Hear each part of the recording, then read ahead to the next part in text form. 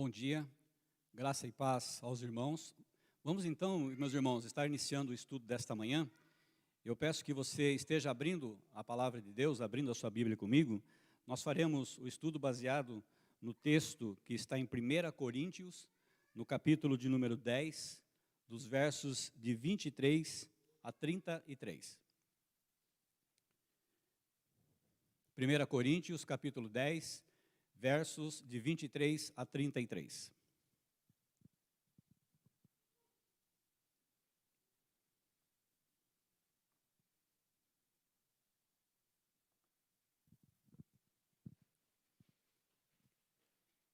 Vamos ler a palavra de Deus, então acompanhe a leitura comigo. Todas as coisas são lícitas, mas nem todas convêm. Todas são lícitas, mas nem todas edificam. Ninguém busca o seu próprio interesse, e sim o de outrem. Comei de tudo que se vende no mercado, sem nada perguntardes por motivo de consciência, porque do Senhor é a terra e a sua plenitude. Se algum dentre os incrédulos vos convidar e quiserdes ir, comer de tudo o que for posto diante de vós, sem nada perguntardes por motivo de consciência. Porém, se alguém vos disser, isto é coisa sacrificada a ídolo, não comais, por causa daquele que vos advertiu e por causa da consciência. Consciência, digo, não a tua propriamente, mas a do outro. Porque que há de ser julgada a minha liberdade pela consciência alheia? Se eu participo com ação de graças, por que hei de ser vituperado por causa daquilo porque dou graças? Portanto, quer comais, quer bebais, ou façais outra coisa qualquer, fazei tudo para a glória de Deus. Não vos tornei causa de tropeço, nem para judeus, nem para gentios, nem tampouco para a igreja de Deus. Assim como também eu procuro em tudo ser agradável a todos, não buscando o meu próprio interesse, mas o de muitos, para que sejam salvos. Vamos orar? Pai Santo, Pai Eterno, a Tua palavra foi aberta, foi lida, ó Deus. E agora, no momento em que faremos o estudo, a exposição da Tua palavra, eu peço que o Senhor venha, ó Deus, a nos abençoar, que o Senhor venha a nos dar discernimento do Senhor, discernimento do Santo Espírito, ó Deus, para que possamos entender o que o Senhor está falando nesses textos, nesses versículos, ó Deus. Nós louvamos o Teu nome porque cremos no poder do Senhor falando conosco também. Que tudo que seja feito aqui seja para a honra e para a glória do Senhor, ó Deus, não para a glória de homens. Que não seja eu, ó Deus, a envergonhar o Teu evangelho nesse momento, mas que seja eu a propagar através do Espírito do Senhor falando através da minha vida, através da minha boca. Louvo ao Senhor por esse privilégio de estar aqui nesse momento. Louvado seja o Senhor por tudo que o Senhor tem feito em nome do Senhor Jesus. Meus irmãos, nós vamos então iniciar um estudo onde o tema da lição, ela diz assim: igreja libertada, sim. Libertina, não. Então, para a gente iniciar, nós temos que entender alguns termos que estamos usando. Então, qual é o significado da palavra liberdade? A palavra liberdade, de acordo com o dicionário, significa o direito de agir de acordo com a própria vontade, desde que não prejudique outra pessoa. Também, de acordo com o dicionário, é uma sensação de estar livre, é uma sensação de não depender de ninguém. Liberdade é também um conjunto de ideias liberais e direitos de cada cidadão. Essa é a maneira como o dicionário expressa a palavra liberdade. Libertinagem, para a gente poder entender, da mesma forma expressada no dicionário, significa a qualidade de costume, significa a conduta de uma pessoa que se entrega imoderadamente a prazeres, seja qualquer tipo de prazeres, né? Mas na conotação que nós conhecemos, libertinagem está ligada a prazeres sexuais. Mas vamos colocar a qualquer tipo de entrega imoderada. E no sentido figurado, a libertinagem também pode ser entendida como insubmissão, como indisciplina, certo? Entendendo, então, o que significa a palavra liberdade e a palavra libertinagem, eu gostaria de fazer algumas perguntas para os irmãos. Eu sei que a dificuldade da máscara impede da gente ver claramente as expressões, mas se esforce um pouquinho e responda. Se você não quiser se manifestar, não tem problema, responda no seu coração. O que para você significa liberdade?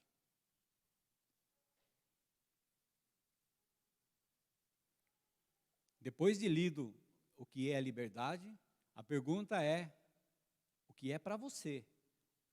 O que no seu coração, depois de ter lido isso aqui, o que significa liberdade para você? O que é a liberdade? Se alguém quiser se manifestar, é só levantar uma das mãos aí, tá bom? E no Brasil, meus irmãos, o que significa essa tal liberdade? O que significa ter liberdade no Brasil? É outra pergunta para que você possa estar respondendo aí. E para a sociedade? O que vem a ser liberdade para a sociedade, para o meio em que você vive, para o lugar onde você está inserido. Seja no seu trabalho, seja na escola, na faculdade, no teu grupo de amigos. O que rola ali quando se fala em liberdade? Quais as expressões que essas pessoas colocam no sentido de eu sou livre, no sentido de liberdade? Se formos entender a palavra liberdade com relação ao dicionário, nós podemos dizer que não há ninguém injustiçado, que cada um vai entender e defender a sua liberdade de alguma forma. Então nós podemos entender que ninguém é injustiçado, mas sim aquele que sai perdendo em determinada situação. Na liberdade minha, na liberdade sua, no que você considera liberdade, um ganha e o outro perde. Concordam? É impossível numa liberdade os dois saírem ganhando. Há sempre as controvérsias, há sempre os debates a respeito de algumas ideias. E liberdade, cada um vai entender a liberdade de uma forma. O que é liberdade para um, pode não ser liberdade para o outro. O que um entende como possível fazer de acordo com a sua liberdade, o outro pode entender que não é possível fazer de acordo com o entendimento que ele tem. E o que você acha? O comportamento de liberdade, de acordo com o que nós estamos falando até aqui, ele tem influenciado as nossas igrejas? Ou esse padrão, esse comportamento, essa maneira de entender a liberdade, ela está ficando só lá fora, da igreja para fora? Você acha que está vindo para dentro das igrejas? Não estou falando necessariamente da igreja de Filadélfia, mas das igrejas, ou ele está ficando da porta para fora? O que você acha? Tudo isso, até aqui, é para a sua reflexão. Mas, se você quiser interagir, fique à vontade. Levante uma das suas mãos, e para eu não ficar falando sozinho aqui, né, então, que vocês também possam interagir. Dentro das igrejas, meus irmãos, no pensamento de liberdade, eles surgem alguns extremos perigosos dentro do que cada um pensa como liberdade. Quais são esses extremos? Existem alguns grupos que promovem o relaxamento quanto aos princípios éticos e morais, e se vive de forma deliberada, de forma irresponsável, de forma inconsequente. Tudo pode, tudo é lícito, tudo pode ser feito, né? A liberdade em Cristo, de acordo com o entendimento de algumas pessoas, a liberdade do Espírito, eu posso fazer então o que eu quiser. O que eu entendo como liberdade eu posso fazer. Já um outro grupo, existe uma demasiada preocupação com o quê? Com o legalismo, que é o império da lei, que são os usos e costumes. Diante de um grupo que se preocupa tanto em que a liberdade pode ser feita de qualquer forma, há um grupo radical, digamos assim, e que defendem o legalismo, defendem os usos e costumes. O que seriam, por exemplo, o uso e costume? Vamos pensar de uma forma bem básica nesses usos e costumes, né? Há cristãos que defendem, por exemplo, que o homem não pode deixar o cabelo crescer. Concordam? Sim? Não?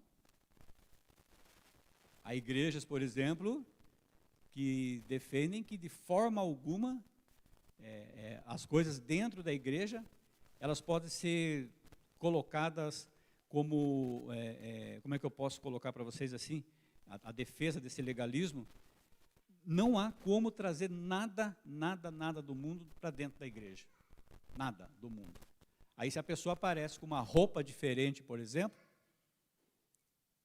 isso não é de Deus. Então, o legalismo é isso, são esses grupos, eles defendem coisas bem às avessas, né? E também, chegando aos extremos perigosos de liberdade dentro da igreja, alguns grupos, alguns crentes, acham que não precisa dar satisfação nenhuma da vida deles. Que o que eles fizerem é da conta e do nariz deles, e que por isso eles não aceitam de forma alguma quando eles vão ser exortados ou até mesmo disciplinados. Não aceitam. A liberdade para eles é eles fazerem da forma e do jeito que o pensamento deles, eles acham que está tudo certo. Esse é um outro grupo. Mas nós temos que entender, através desses textos, que liberdade sem responsabilidade, sem que você seja responsável na sua liberdade, que nós veremos mais à frente o que é essa liberdade com responsabilidade, essa liberdade sem responsabilidade, ela se torna libertinagem. Ela se torna tropeço dentro da igreja.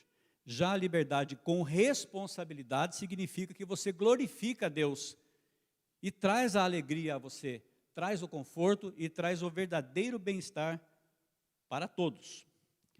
Vamos então voltar ao texto de 1 Coríntios, no capítulo 10, nos versos que nós lemos de 23 a 33, e vamos trabalhar um pouco com ele.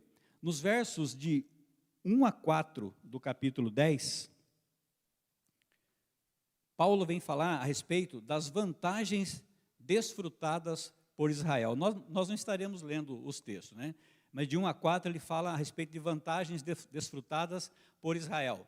Nos versos de 5 a 10, que é a sequência, Paulo vem falar sobre a apostasia, sobre a renúncia, sobre o abandono da fé cometida por Israel. No verso de 11 a 33, ele vem trazer as exortações. Então, nos versos 11, 13, ele vem falar sobre a fidelidade de Deus na hora das tentações. Nos versos de 14 a 22, ele vem falar sobre os pecados de Israel e sobre a idolatria. E já nos versos que nós estamos trabalhando agora, que é de 23 a 33, ele vem falar exatamente a respeito da liberdade que nós temos em Deus, mas de uma liberdade, meus irmãos, com responsabilidade. Não a liberdade que se torna libertinagem, mas a liberdade com responsabilidade. Paulo vem ensinar que a liberdade do cristão maduro, aquele cristão que entende o que é a liberdade com responsabilidade, está ligado aos privilégios em Cristo. E que é preciso cuidar dessas atividades, é preciso cuidar desses privilégios, é preciso cuidar da maneira como nós vemos essa liberdade, para que não levem o nosso irmão a tropeçar. Mas a liberdade cristã, ela nos dá a liberdade para fazer o que bem entendermos? É como eu estou falando até aqui.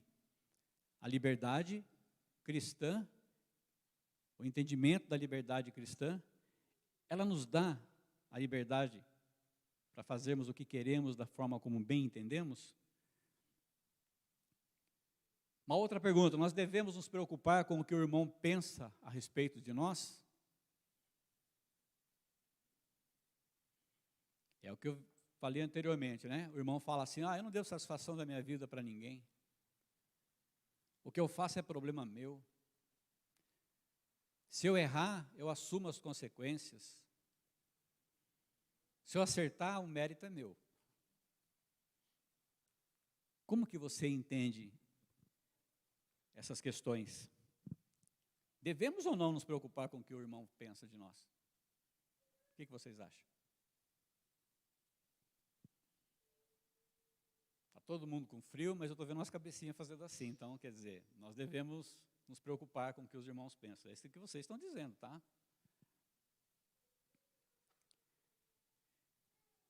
Paulo aplicou o conceito de liberdade com responsabilidade na igreja de Corinto, nesses textos que nós estamos lendo aqui. Abra a palavra do Senhor comigo em 1 Coríntios, no capítulo 10, no verso de 25 a 26.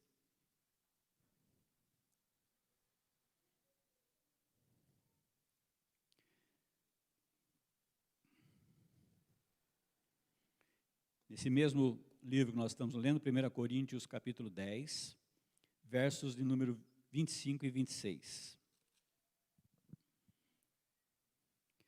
Comei de tudo que se vende no mercado, sem nada perguntares por motivo de consciência, porque do Senhor é a terra e a sua plenitude. Paulo vem advertir nesse texto, ele adverte e orienta a comunidade sobre um consumo. O consumo o quê? O consumo de carne oferecida a ídolos. E também ele instruiu os crentes a não fazerem perguntas sobre essa carne que era comprada no mercado. Carne essa que era usada nas próprias casas, nas casas deles mesmos. E por que Paulo disse que não era para fazer perguntas? Porque tudo vem de Deus. Se tudo vem de Deus, por motivo de consciência, não perguntar nada, sim comer. Preservar a consciência das pessoas é o mais importante do que as regalias da nossa liberdade em Cristo. Também falando sobre liberdade, no livro de João, no capítulo 8, no verso 36, Jesus vem dizer que se o Filho vos libertar, verdadeiramente sereis livres. Então nós já estamos entrando na parte importante do estudo, que é a maneira correta que nós devemos ter na nossa consciência a respeito da liberdade. Então note que liberdade não é você pensar da forma como você quer. Liberdade não é você fazer as coisas conforme te der na telha, conforme te dá na tua cabeça. Liberdade é você fazer exatamente aquilo que Cristo determinou a você. Essa é a verdadeira liberdade. Se o Filho vos libertar, verdadeiramente sereis livres. Gálatas, no capítulo 5, verso 1, vem dizer também assim, ó: para a liberdade foi que Cristo vos libertou. Se Cristo nos libertou para essa liberdade, é essa liberdade com responsabilidade e não a liberdade inconsequente que se torna libertinagem. Essa é a liberdade que Cristo quer de nós, com responsabilidade. Qualquer verdade, meus irmãos, qualquer verdade sobre a liberdade, ela pode ser distorcida. E quando ela é distorcida, a verdadeira liberdade, ela se torna pecado. Nós somos livres. Livres para fazer sem restrição o que queremos. Só que dependendo de como você usar essa liberdade sua, ela pode se tornar caos e ela pode se produzir muitas feridas. Por que ela pode se tornar caos e produzir feridas? Para você, pode ser, mas normalmente essas feridas são produzidas naquele irmão que é mais fraco na fé. Quando a liberdade sua é utilizada de forma inconsequente, você vai causar aos olhos do irmão mais fraco um escândalo. Nós veremos alguns exemplos lá na frente.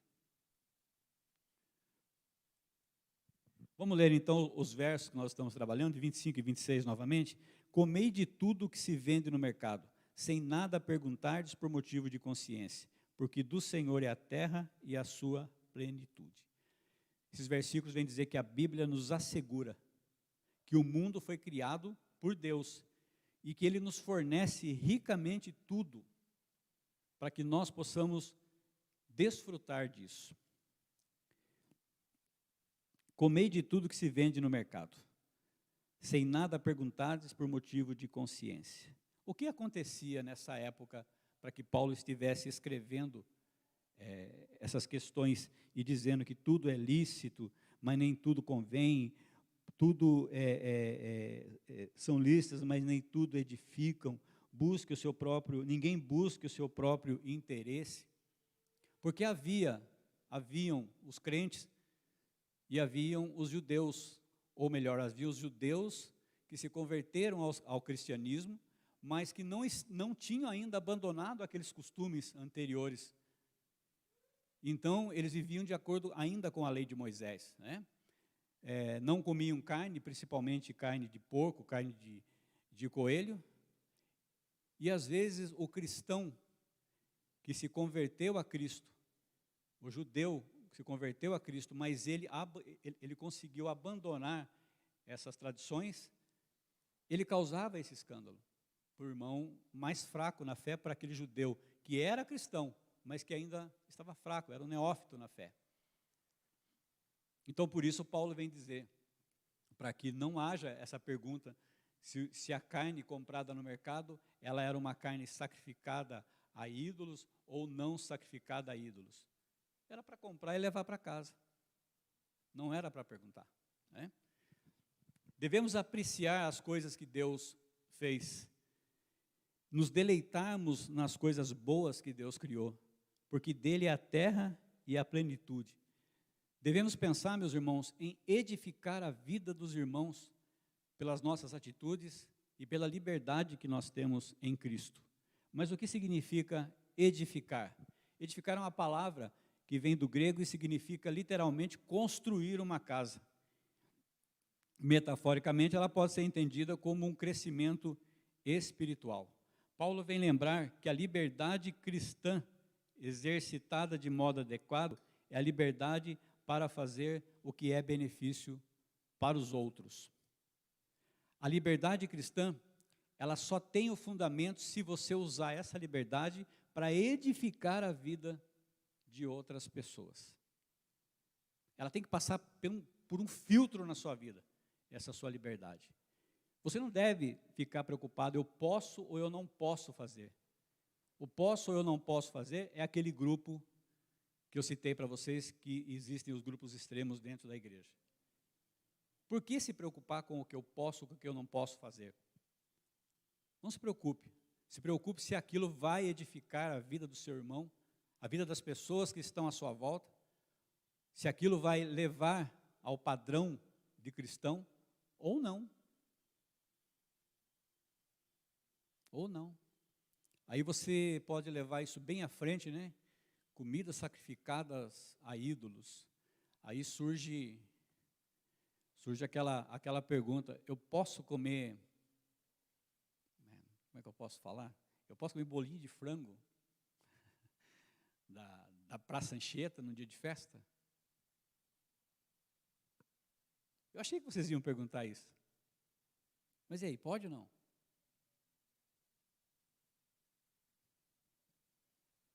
Agora eu vou esperar uma resposta.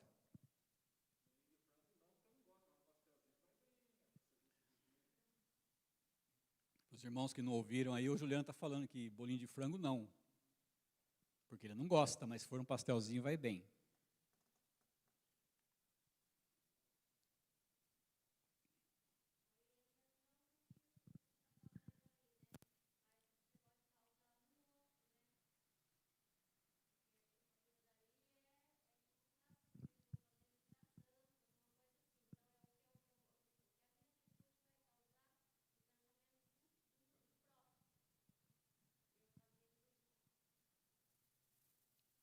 Mais alguém?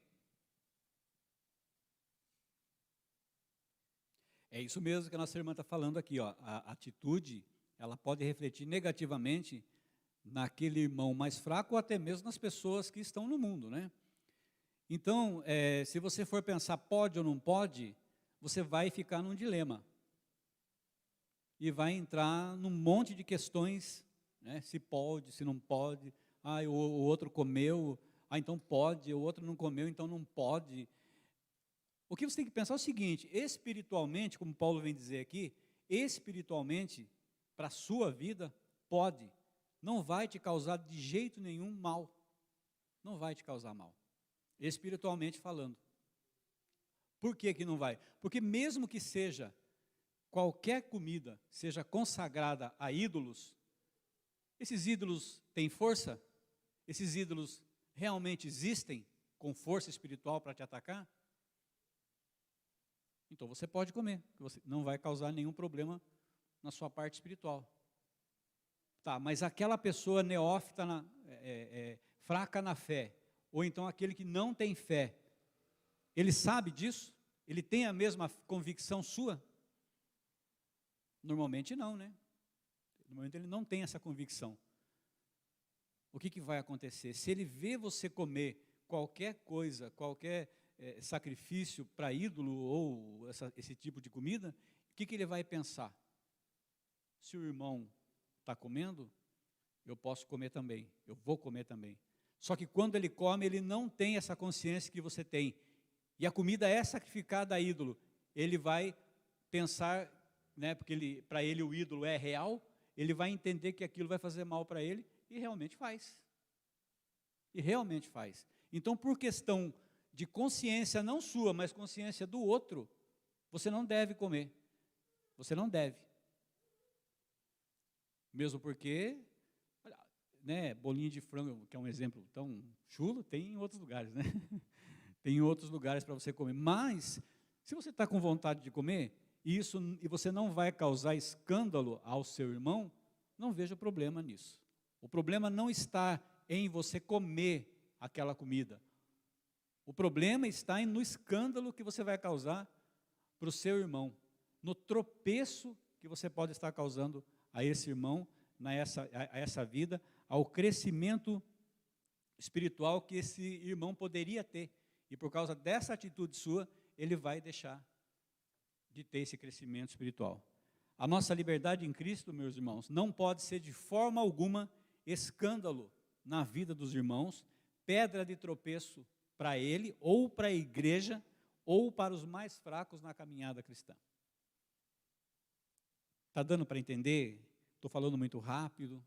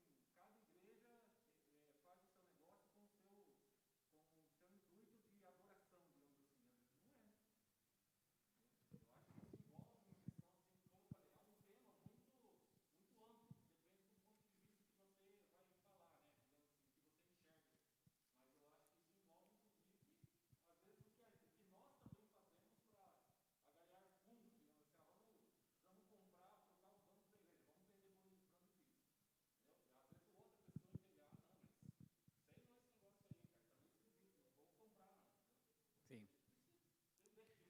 Sim, é verdade.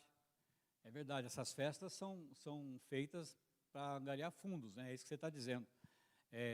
Eu confesso aos irmãos que eu nunca ouvi de forma alguma qualquer um dessas pessoas dessas festas falando, a não ser isso que o Juliano falou, que é para angariar fundos, para ajudar isso, para ajudar aquilo, para ajudar a parte da igreja, tal coisa assim, construções. Eu nunca ouvi de forma alguma alguém dizer assim, olha, essa comida aqui nós consagramos ao santo X, ao santo Y, ao ídolo X, ao ídolo Y, antes da gente preparar essa carne. Eu nunca ouvi. Os irmãos já ouviram alguma vez alguma coisa a respeito disso? Eu também nunca ouvi. Então, eu entendo dessa forma também, que o que está sendo colocado ali, já que ninguém me falou, como está na palavra, ninguém disse, ninguém me contou, ninguém afirmou que aquilo é consagrado a ídolos, como acontecia na época de Corinto, que isso era consagrado realmente de forma explícita, de forma clara, era colocado, né?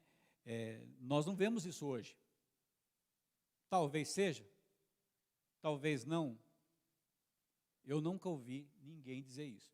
Então, para minha consciência, se alguém falar assim, olha, nós consagramos essa carne, nós consagramos isso, consagramos aquilo, eu não passo nem perto da festa. Por motivo de consciência. Não que aquilo vai me fazer mal, mas por motivo de consciência do outro. Agora, se é uma coisa para angariar fundos, e não há de jeito nenhum algo que seja ali sacrificado, eu não vejo problema. Eu, particularmente, não vejo problema. Certo? Aliás, uma outra coisa que o Juliano falou lá também é o seguinte, que o objetivo dessas festas pode ser essa questão de você angariar fundos para ajudar a parte A ou B da igreja. As igrejas evangélicas também fazem a mesma coisa, né? Com respeito a vender isso, vender aquilo, para poder angariar fundo para alguma coisa, para ajuda de missionários, para isso ou para aquilo. Sim.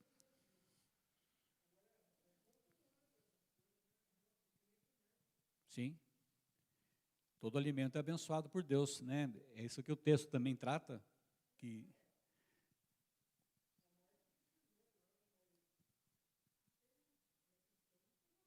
Sim.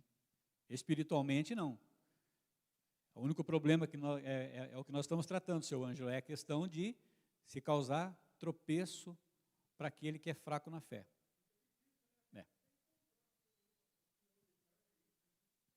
Né?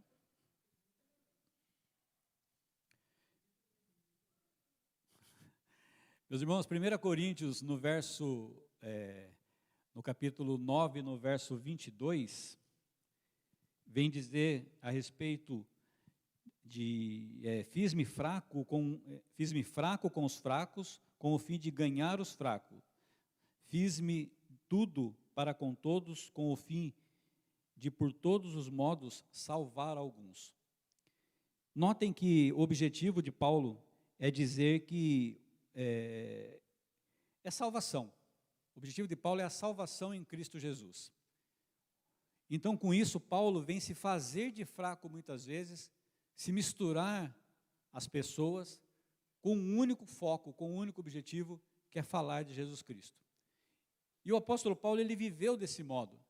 Ele se adaptava aos mais diversos ambientes com a finalidade do quê? Única, de apresentar Jesus Cristo. Aquele Jesus Cristo que ele viu, aquele Jesus Cristo que o salvou, que o redimiu, que tornou ele de um perseguidor de cristãos a um pregador do Evangelho. Esse é o objetivo de Paulo, apresentar Jesus Cristo para todos, para todas as pessoas, com o objetivo de que alguns sejam salvos. Mas isso não quer dizer, por exemplo, que Paulo era Maria vai com as outras, né? Porque ele se fez fraco, então dá a impressão que Paulo era um camaleão, né? Se estava lá um grupo que não era muito legal, ele se metia no meio lá e virava uma das pessoas como um camaleão. Não é isso. Paulo tinha um foco, tinha um objetivo. Ele passava-se por fraco com os fracos para poder falar desse Jesus Cristo, para a salvação. Então Paulo, nós podemos considerar que Paulo tinha essa liberdade cristã, essa liberdade com responsabilidade. É diferente da pessoa se infiltrar no meio de um grupo para ela se tornar igual àquele grupo. Se ela se torna igual àquele grupo, ela deixou de ter a liberdade cristã. Ela deixou de ter a liberdade em Cristo. Porque se nós pensarmos bem, o mundo fala que tem liberdade, não fala? E o mundo diz que os crentes são todas pessoas que são escravas, escravas do isso pode, do isso não pode. Só que se você for pensar bem, vamos pensar entre nós, né? Nós que somos salvos, nós que temos a liberdade em Cristo Jesus. Você é tentado pelo pecado?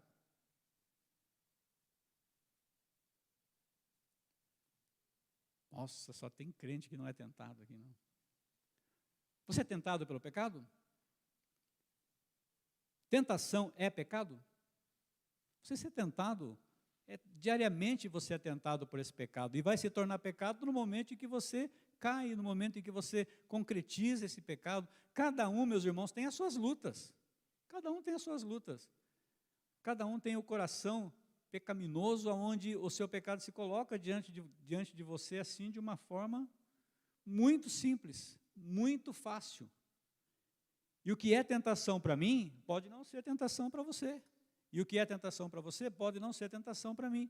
Então, vai de acordo com o coração pecaminoso de cada pessoa. Só que nós que somos livres, libertos, e temos essa liberdade em Cristo, nós conhecemos a Cristo e sabemos o que é pecado. Então, muitas vezes, nós caímos nessa tentação. Nós caímos. Mas a nossa liberdade, nós podemos ficar no caminho de Cristo, ou nós podemos cair nessa tentação e se tornar pecado. E aí tem todo o processo, né, dentro da igreja, para restauração e tudo mais. Agora vamos lá na liberdade do mundo, né? O mundo diz que é livre para participar do que ele quiser. O que ele quiser fazer, ele faz. No momento em que ele quiser estar em algum lugar, ele está. Ele não tem o motivo da consciência de outrem, consciência de outras pessoas. Então, se ele está fazendo coisa errada, o que ele vai fazer? Ele vai tentar esconder aquilo, ou vai tentar correr daquilo, depois que faz, mas não é por causa do outro que vai cair no tropeço, não. É porque ele quer se safar, ele quer fugir. Mas essa pessoa que está no mundo e está em pecado, ela tem a liberdade de adorar a Cristo? Por ela mesma, eu estou dizendo por ela sozinha, no mundo. Ela consegue adorar a Cristo? Ela consegue ver o caminho de Cristo? Então, que liberdade é essa? Se ela tem uma liberdade de mão única, então não é liberdade total. No meu entendimento, não há liberdade total para as pessoas que estão no mundo. Elas estão escravas do pecado, escravos de um caminho que leva à perdição, e elas não têm outro olhar a não ser aquele. E é aí que nós entramos, nós, os cristãos livres em Cristo, levar a palavra para essas pessoas, levar o conhecimento de Cristo para essas pessoas, levar a liberdade que Cristo nos proporciona entre estar no caminho da igreja, estar no caminho de santificação diante de Deus, e estar diante de um pecado e poder refutar, e poder dizer não. Essa é a liberdade que nós temos. O mundo não tem essa liberdade. Então, quando você ouvir de alguém do mundo dizer que o escravo é você, né, você puxa tudo isso que eu falei de uma forma mais fácil, mais assim, sucinta, e fala para a pessoa, e aproveita e fala de Jesus. Fala da liberdade que você tem em Cristo, de poder escolher. Cristo te escolheu, mas você pode, conhecendo o pecado, você pode cair ou não. Vai depender de você. Vai depender da comunhão que você tem com o Senhor. Vai depender do tempo que você se dedica para esse Deus. Vai depender da comunhão que você tem com o Espírito Santo do Senhor, que vai trazer à tua memória que aquilo é pecado e que você não deve fazer. Coisas que a liberdade do mundo não traz e não tem. No verso de número 33, vamos lá. Assim como eu também procuro em tudo ser agradável a Deus, não buscando o meu próprio interesse, mas o de muitos, para que sejam salvos. Isso não quer dizer, meus irmãos, que Paulo flexibilizava a ética cristã, que Paulo deixava de ser de Cristo, mas ele afirma o quê? Que o seu ministério estava centrado em edificar a vida das pessoas. O que Paulo fazia? Paulo, quando via a pessoa em pecado, quando reconhecia que a pessoa estava num caminho mau, ele falava de Cristo, ele falava de Jesus, ele falava da salvação que ele tem, ele falava da oportunidade que a pessoa estava tendo naquele instante, naquele momento, de estar se convertendo ao Senhor Jesus ou continuar naquele caminho de perdição. Mas Paulo não flexibilizava de jeito nenhum a ética cristã. A ética, ele tinha na mente dele. Ele tinha na mente com foco o que ele queria, que era a salvação em Cristo. Era essa salvação de Jesus Cristo que ele queria falar para as pessoas. Então, muitas vezes, ele se fazia de fraco. Se a gente for usar um termo hoje, se fazia até de desentendido, para falar de Jesus Cristo. E esse foco é o que nós devemos ter também, diante das situações. Tanto que Paulo tinha esse foco, tanto que Paulo seguia a esse Cristo, que Paulo queria cada vez mais desse Cristo, que ele chama a nossa atenção no capítulo 11, no verso 1. Leia comigo aí: sede meus imitadores, como também eu sou de Cristo. Paulo tinha a convicção de que ele era imitador do Senhor Jesus, e por isso Paulo tinha essa autoridade de dizer: sede meus imitadores, me imitem, que imitando a mim, vocês estarão imitando a Cristo, porque eu sigo e imito a Cristo. Qual de nós tem essa mesma intrepidez de Paulo de dizer para um outro irmão assim, ó, seja como eu, imite a minha vida porque eu imito a de Cristo? É coragem, tem que ter coragem para falar isso, vocês não concordam? Tem que ter coragem. Porque hoje em dia, se dependendo de alguns crentes falam um negócio desse. Oi? Aí entra a comunhão, né? Entra a comunhão. Aliás, se o crente está em comunhão, ele tem a coragem, ele tem essa intrepidez de Paulo. Se ele tem o conhecimento da palavra de Deus, se ele tem a comunhão diária, constante com o Senhor, ele tem essa coragem de fazer isso. Senão, não.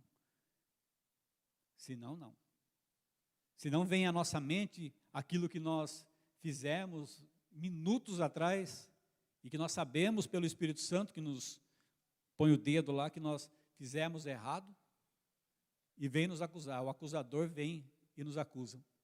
Por isso que nós temos que ter essa comunhão com Cristo, saber que a gente erra mesmo, saber que a gente é tentado, e se caímos em pecado, nós temos Cristo, nosso justo advogado, para poder interceder diante do Pai, para perdão dos nossos pecados. Então, meus irmãos, perdão de pecados, acostume-se na sua vida a pedir perdão a Deus, a se colocar diante de Deus diariamente, revendo, analisando a sua vida e pedindo perdão. Não deixe para fazer isso só dentro da igreja, no momento de intercessão, no momento em que nós nos colocamos aqui diante de Deus para orar pelo perdão. Não, venha na igreja já com essa oração feita. Diariamente, minuto após minuto, avalie a sua vida, para quando você precisar falar de Cristo, você ter essa coragem, você ter essa intrepidez. O ministério de Paulo estava centrado em promover a edificação dos outros, em vez de satisfazer os próprios desejos. E ele chama atenção, como eu falei, sigam-me, porque eu estou seguindo a Jesus Cristo.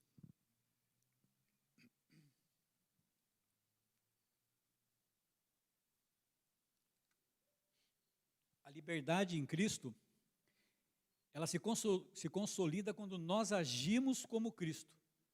Nós nos tornamos verdadeiramente crentes. Jesus Cristo foi o maior exemplo que nós podemos seguir. Jesus Cristo não teve pecado, Jesus Cristo não teve interesse próprio. Tudo na vida de Jesus Cristo era no interesse do reino de Deus, no reino do Pai. E esse era também o interesse de Paulo. Edificação da vida das pessoas para a salvação no reino de Deus. Essa deve ser a nossa consciência de liberdade que nós temos em Jesus Cristo. Ser livre é amar, é abdicar-se a si mesmo e não ferir a consciência de ninguém. O propósito da nossa liberdade é sermos livres em Cristo Jesus. Livres para viver em Cristo Jesus. Verso de número 31 e 32. Portanto, quer comais, quer bebais, ou façais outra coisa qualquer, fazei tudo para a glória de Deus. Não vos torneis causa de tropeço, nem para judeus, nem para gentios, nem tampouco para a igreja de Deus. Quer comais, quer bebais, ou façais outra coisa, que seja para a glória de Deus. Seu foco tem que ser o reino do Senhor. A sua liberdade tem que ser centrada no reino de Deus. Você tem liberdade em Cristo Jesus, sim. Mas tem que ser centrada no reino de Deus. Não é aquela liberdade que você vai fazer o que você quiser, porque você é livre. A gente escuta falar muito a respeito da liberdade no espírito, né? E algumas igrejas estão se perdendo com isso. Estão colocando no culto coisas que não são de Deus, coisas que não agradam o Senhor, coisas que não estão nem na Bíblia. É só você abrir um YouTube ou qualquer outra rede social que você tem aí e você digita lá. Você vai ver várias igrejas colocando no meio, no início, no fim, que seja, coisas que não tem nada a ver com o culto a Deus, coisas que centralizam simplesmente o ser humano, o homem. Pregações dentro da igreja, usando essa liberdade no espírito, que se torna entretenimento dentro da igreja somente, mais nada. Não que você não possa ter um momento dentro da igreja dessa forma, mas vira só entretenimento. É uma graça rasa, uma pregação rasa, que não tem Cristo, centrada simplesmente no bem-estar do homem dentro da igreja. Pregação voltada a você se sentir bem dentro da igreja. Deus pode fazer com que tudo isso aconteça? Claro que pode. Você deve colocar dentro da igreja palavras que vai elevar a espiritualidade do irmão? Claro que pode. Mas o que você não pode é você fazer aquela parte que você coloca para você, sendo o centro das atenções, sendo o centro do sentir-se bem, sendo o centro de que muitas vezes, porque você não teve um sentimento, o Espírito Santo não agiu na sua vida. O Espírito Santo age da forma como Ele quer. E diferente em cada pessoa. Aliás, como que você sabe se a pessoa tem o Espírito Santo? Hein? Como você sabe? É simples, através da manifestação da vida dela. Se ela manifestar o fruto do Espírito, ela tem o Espírito Santo. Não necessariamente ela precise falar em línguas ou algumas outras coisas. Se ela manifesta o fruto do Espírito, se ela tem mudança de vida, se ela busca a santificação, caminhar diante do Senhor em santidade, essa já é a manifestação do Espírito Santo de Deus. Já é a manifestação do Espírito Santo do Senhor. E é você usar essa liberdade essa liberdade com responsabilidade que o Espírito Santo te dá. O alvo da liberdade, meus irmãos, é a glória de Deus. Não nos tornemos pedra de tropeço para ninguém. A liberdade cristã tem como finalidade dar louvor a esse Senhor. Então, por isso que você não precisa estar preso ao posso ou eu não posso dentro da minha liberdade. A sua liberdade cristã é adorar e louvar ao Senhor. E tenha certeza que o Espírito Santo vai brecar algumas coisas na sua vida, que você muitas vezes acha e coloca que é de Deus e não é. Só o Espírito Santo pode te dar esse discernimento.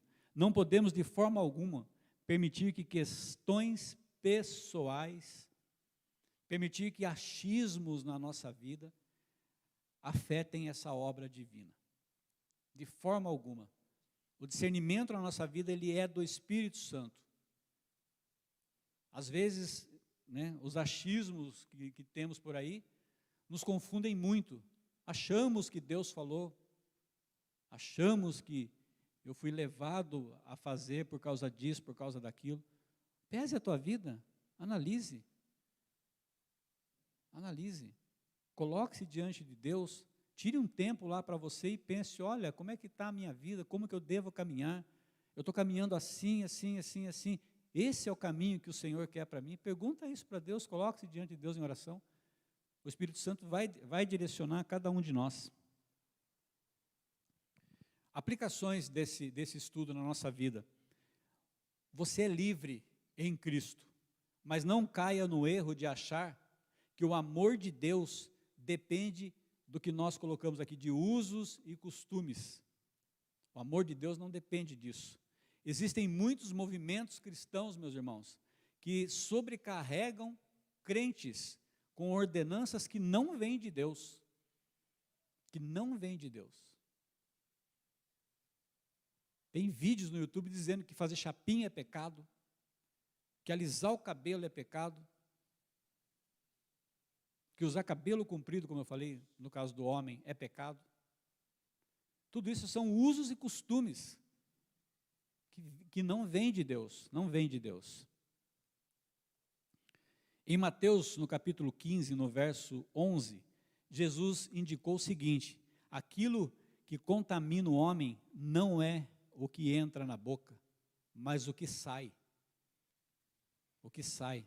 Tome cuidado com o que você fala, tome cuidado com a forma como você age, para não ser pedra de tropeço na vida de outras pessoas. Se a Bíblia não proíbe fazer alguma coisa, busque a sabedoria do Espírito Santo para nortear suas decisões. Tem coisas que a Bíblia não nos fala, não nos revela claramente, mas o Espírito Santo pode dar esse discernimento para você, daquelas questões que você entende como legalismo, como pode ser feita, e aí resta a dúvida se pode, se não pode, entra naquele pode, não pode, pode, não pode, aí você lembra que a liberdade sua, cristã, é em edificar o irmão. Então passa por um filtro. Vai edificar o irmão? Vai construir alguma coisa esses meus pensamentos? Isso que eu estou falando vai levar ao crescimento do reino do Senhor? Esse é um filtro que a gente usava muito lá atrás com as crianças, né? Sobre o que sai da boca, sobre o que você fala. Se não constrói, não fale. Se destrói, não fale. Né? Tome decisões que contribuem para o crescimento espiritual das pessoas. É um desastre para a igreja quando todos querem exercitar a sua liberdade sem se importar com os outros. O entendimento da liberdade, mesmo cristã, cada um entende de uma forma, cada um faz de uma forma. Mas no momento em que estivermos todos pensando, e todos numa direção só, que é o bem-estar dos nossos irmãos, a construção de uma vida para que ele possa se achegar mais ainda diante de Deus, essa destruição, esse desastre acaba, porque a liberdade ela está num foco só. Antes de qualquer decisão, pergunte: essa decisão vai edificar? Essa decisão vai construir? Essa decisão fará bem para as pessoas? Vai contribuir para a unidade da igreja? Essas são algumas perguntas que nós temos que fazer. Porque nós temos exortação a respeito de quando não fazemos isso. Está lá em Lucas, no capítulo 17, no verso de 1 a 2, onde diz: ai do homem pelo qual vem o escândalo. Temos que pensar nisso, temos que colocar diante de Deus, nos preocupar com a igreja do Senhor, nos preocupar com o bem-estar espiritual dos irmãos, construir na vida dos irmãos. Nós temos dentro da igreja pessoas destruídas emocionalmente. Ainda mais com a pandemia que nós estamos vivendo aí, onde você nem se recupera de um baque, já vem outro. Você nem se recupera da morte de um ente querido, já vem a morte do outro. Tem famílias que morrem 5, 6 pessoas. O ser humano não está preparado para isso. E aí ele sofre o baque emocional. Depressão, pânico. Vem as síndromes, né, os sintomas do pânico. E a pessoa se perde. A pessoa se perde. Por isso que nós temos que nos preocupar com o bem-estar do irmão. Se nós não sabemos como ajudar esse irmão, não há problema algum. Não há problema algum. Ore com ele. Coloque a vida dele diante de Deus. Se está com depressão, peça para ouvir os estudos de quarta-feira. O pastor está falando sobre depressão. Se tem outros problemas, ore com ele. Caminhe com ele. Edifique a vida desse irmão. Esse é o uso correto da sua liberdade cristã. A salvação, meus irmãos, gera no coração um desejo intenso de buscar a vontade de Deus em tudo, de viver em santidade. Graça salvadora é graça santificadora. O alemão Dietrich Bonhoeffer, meu alemão é meio ruim, mas Dietrich Bonhoeffer, publicou em 1937 o que ele chamou de uma graça barata. Uma graça barata. O que seria essa graça barata? Essa graça oferece perdão sem arrependimento, oferece comunhão sem confissão, oferece discipulado sem cruz. Uma graça barata. Como é que pode você ter um perdão se você não, ou ministrar um perdão se você não se arrependeu? Como é que pode você ter uma comunhão se você não confessa diante de Deus os seus pecados? A palavra de Deus nos revela que nós devemos confessar os pecados uns aos outros. Que dirá diante de Deus, então? Como é que pode ter um discipulado sem cruz? Um discipulado raso, onde você não tem o mínimo de sofrimento nesse discipulado, que dirá aprendizado. Uma graça que não implica na obediência, nem na insubmissão a Cristo, nem na submissão a Cristo. A verdadeira compreensão da graça, meus irmãos, nos transforma em escravos de Cristo. Quando você se sentir escravo da graça pela salvação em Jesus Cristo, pode ter certeza que você está com a verdadeira liberdade.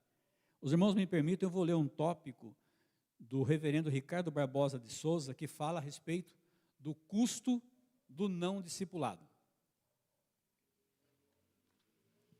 Diz assim o reverendo Ricardo Barbosa: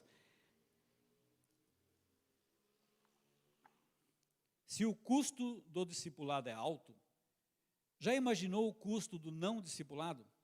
Se amar o inimigo é difícil, tente odiá-lo. Se honrar pai e mãe é custoso, pense na possibilidade de não fazê-lo. Se viver em obediência a Cristo, renunciando o pecado, exige muito, procure ignorar isso. Não considerar os mandamentos de Cristo, seu magnífico ensino no Sermão do Monte, seu chamado para a renúncia ao pecado e a necessidade de diariamente tomar a cruz da obediência para segui-lo, tem um custo incalculavelmente maior. Pagamos um alto preço pela graça barata. Nossas famílias sofrem por causa dela. Nossos filhos encontram-se confusos e perdidos. Na nação, afunda-se na lama da corrupção, da violência e da promiscuidade. Nossas igrejas transformaram-se em centros de entretenimento religioso, com um comércio de falsas promessas em troca de um evangelho sem cruz, de um reino onde cada um é o seu próprio rei. O chamado de Cristo para sermos seus discípulos tem seu alto custo, e é o único caminho possível para essa liberdade que tanto buscamos, essa liberdade cristã. A única opção para a verdadeira humanidade é a esperança que a nossa sociedade enferma siga a Cristo, mas isso exige muito. Lembre-se que não segui-lo vai custar a você muito mais. Interessante essa questão do discipulado, do custo de um discipulado. Para você falar de Cristo para alguém, custa. Custa porque você vai ter que dedicar horas em comunhão com o Senhor, horas lendo a palavra de Deus, horas tendo conhecimento, consciência. Custa. Não é tão fácil, não é tão simples. Uma conclusão: a liberdade envolve responsabilidade. O discípulo maduro, ele utiliza a sua consciência para quê? Para abençoar as pessoas. Algo que é bom para nós pode ser um obstáculo para os outros. Algo que nós tiramos de letra pode ser obstáculo para os outros. Um exemplo clássico a respeito disso é a bebida. Beber é pecado? A Bíblia não condena a bebida. A Bíblia condena as consequências da bebida. A Bíblia condena o bêbado, né? Condena a ira que a bebida traz. Agora, você beber é pecado? Ele vai se tornar um pecado na sua vida no momento em que esse irmão mais fraco, é o mesmo exemplo da carne, que esse irmão mais fraco use o seu exemplo de tomar um cálice de vinho, que seja, use aquele exemplo para beber exageradamente. Se o irmão fulano está tomando um cálice de vinho, aí o cara vai e toma uma garrafa, 2.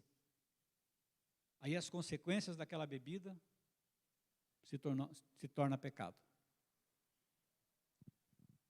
Então, às vezes, o que é bom para você, o que você tira de letra, que você consegue tomar lá o seu cálice de vinho e parar por ali, o outro não consegue. E às vezes você vai se tornar escândalo para o outro. Uma igreja madura, meus irmãos, utiliza a liberdade de Cristo com responsabilidade. Por quê? Porque liberdade sem responsabilidade vai se tornar a chamada libertinagem. Devemos procurar, então, o que realmente contribui para a edificação dos irmãos, ao invés de ficar pensando naquilo que nós queremos. A aplicação é que Jesus Cristo, nosso Senhor, nosso Mestre, Ele deu o maior exemplo para nós do que significa buscar o reino de Deus e do que significa se preocupar com o próximo. Ele nos inspira, nos motiva a considerar sempre a edificação das pessoas em primeiro lugar, no que fazemos e no que falamos. Jesus usou a sua liberdade para nos salvar e por nós Ele passou fome, Ele teve sede, Ele foi traído, Ele foi abandonado, Ele foi crucificado, Ele foi morto e foi sepultado. Mas Ele ressurgiu para nos livrar desta condenação. Então sigamos os passos de Cristo, sabendo que essa liberdade que nós temos é a liberdade para falar desse Cristo e trazer os irmãos para a salvação. Que Deus assim nos abençoe, assim como me abençoou com essa palavra, que esteja também abençoando e calando na mente e no coração dos irmãos.